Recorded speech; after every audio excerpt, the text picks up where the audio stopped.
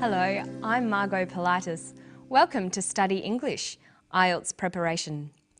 Today we're going to look at ways of discussing a topic. When you're writing or speaking, you can present facts or you can use your opinion. But how can you tell the difference? Today we'll find out. We're going to listen to a scientist talking about vitamin D and cancer. In this clip, see if you can hear both facts and opinions being used. I believe that the public health problem for vitamin D deficiency is quite significant. I would estimate minimum 25% of adults in the United States, Europe, and probably even in Australia are vitamin D deficient. I mean, if you think about it, over 250,000 women in the United States will develop breast cancer this year. Something like 50,000 will die. If 25% of those breast cancers could have been averted, prevented in some way, just by having a little exposure to sunlight, would have been really tremendous. So he was talking about the links between vitamin D and cancer. Many Australians these days are avoiding the sun because they know it can cause skin cancer. But by avoiding the sun, they're missing out on vitamin D, the vitamin that you get from sunshine. And this is leading to other health problems. When you're reading, writing, or listening to an argument like this, it's important to be able to tell the difference between statements of fact and statements of opinion. But how can you tell the difference?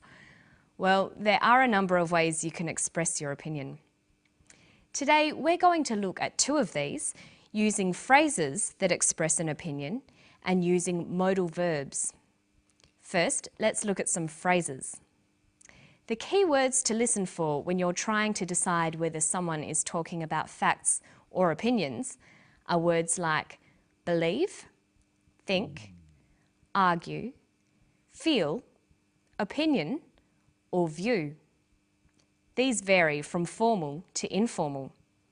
If I was talking with my friends, I might say, I think or I believe. If I was in a class or tutorial, I might say, in my opinion, or in my view. But if I was writing an essay or giving a very formal talk, I'd probably choose, it is believed, or it is thought. In formal writing, many people think you should avoid using the word I, even if you are giving an opinion. Here's the clip again. Listen for some of those phrases. I believe that the public health problem for vitamin D deficiency is quite significant. I mean, if you think about it, over 250,000 women in the United States will develop breast cancer this year. Something like 50,000 will die. Another way we can express opinions is by using modal verbs. Modal verbs express opinions and attitudes. They make statements less certain or less definite. They can also be used for recommending and advising. Here are the modal verbs used for opinions. Would, should, could, might. These words signal that the speaker is giving an opinion. Look at these examples. Can you tell which ones are facts and which ones are opinions? 50,000 will die. 50,000 might die. The second statement uses might. It's an opinion. Here's another one. I do not think small amounts of sunlight increase the risk of cancer. Small amounts of sunlight do not increase the risk of cancer. In the first statement, you can see I do not think. This is an opinion. Now look at these two sentences. I believe that vitamin D deficiency might become common among adults. Vitamin D deficiency will affect 25% of adults. The first is an opinion. I believe, might become. The second is a fact. will affect 25% of adults. Now let's watch the clip again. Listen for the phrases and modal verbs of opinions. I believe that the public health problem for vitamin D deficiency is quite significant. I would estimate minimum 25% of adults in the United States, Europe, and probably even in Australia are vitamin D deficient. I mean, if you think about it, over 250,000 women in the United States will develop breast cancer this year. Something like 50,000 will die. If 25% of those breast cancers could have been averted, prevented in some way, just by having a little exposure to sunlight, would have been really tremendous. Okay, so you can see that Professor Hollick is expressing an opinion using a combination of phrases and modal verbs. But now we're going to look at some pronunciation tips. When you're learning English, there are three very important parts of pronunciation.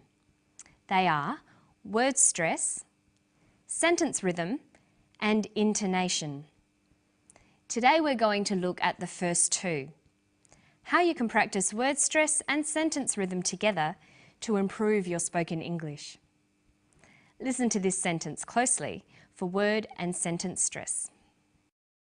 I don't think we should blame moderate, intelligent exposure to sunlight throughout our lives as the culprit for markedly increasing our risk of developing skin cancer. Notice that the speaker uses many words with more than one syllable. That is common in formal academic language. But when you come across longer words, you have to learn which syllable to stress. For example, we say intelligent, increasing, and markedly. Notice that when you stress one syllable, the vowels in the other syllables are shortened. Sometimes these short syllables become a schwa, an sound, or an I.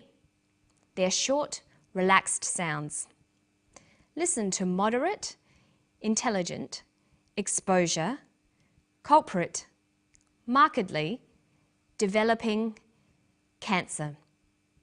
This shortening of syllables preserves the overall sentence rhythm. Listen to the clip again.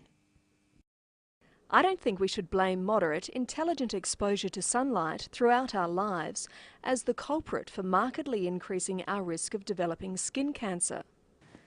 So when you're learning to speak English, you need to learn the pronunciation of individual words, but you also need to practice sentence rhythm, putting the words together into sentences. This is much easier when you get used to shortening the non-stressed vowels. Okay, listen to the clip and then we'll practice some more.